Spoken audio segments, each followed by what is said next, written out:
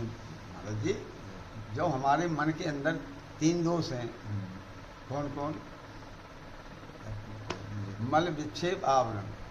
मल है जो हमारे अनेकों जन्मों का पड़े हुए हैं, जाने अनजाने हमारे से कोई भी गलत काम हो गए हैं, तो मल है हमारे अंदर, अंतःकरण में बैठा हुआ है। उसके लिए निष्काम कर्म करना चाहिए। निष्काम कर्म का मतलब है फल और आसक्ति को त्याग करके जो भी कर्म किया जाए वो निष्काम हो जाता है। कोई फल नहीं है, कोई मेरी आसक्ति नहीं है, करना है, कर रहे, मनुष्य जीवन का है, भजन करो, पूजन करो, सब कुछ करिए उसे, तो इससे हमारा मन का मल दूर हो जाता है। अगर मुकुर मलन और नयन विहीना, राम रूप देखे किम दीना।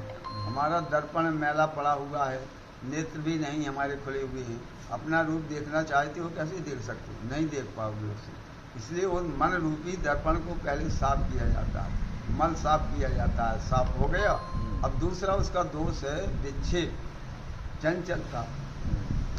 अगर साफ से सीधा हो गया है, इस तरह से हिलाते रहें, चेहरा दिखाई देगा, ये चंचलता है।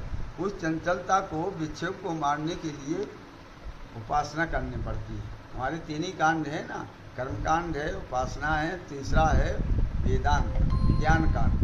तो पहला कर्मकांड तो हमारा यही, निष्काम कर्म करके हमारा मन का मैल दूर हो जाता है। दूसरा जो है विक्षेप, उसके लिए हम माला पकड़ा देते हैं। माला पकड़ो, माला में जब मन है एकाग्र, तब उसके लिए सहारा चाहिए कोई। पूजा पाठ करो, आरती करो, भगवान की आरती बोलो, माला को, ये सब उपासना केंद्र, इससे हमारा विक्षेप दूर हो जाता है। अब रहा ये शिष्य को करना पड़ता है, मल विक्षेप का हटाना ये शिष्य का काम है। तीसरा है आवरण।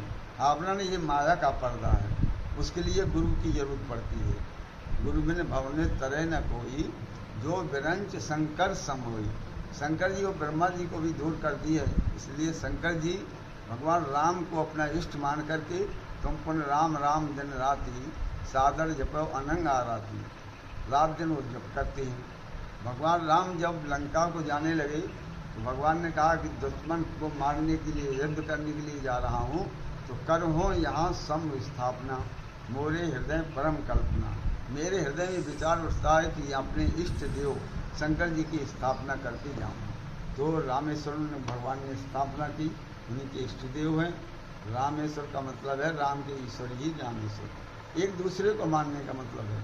तो ये गुरु की जरूरत होता है, गुरु होना चाहिए श्रोत्री ब्रह्मनिष्ठ, ये गुरु की विशेषता होती है। जो सदगुरु होता है, श्रोत्री का मतलब होता है सभी वेदांत के ग्रंथों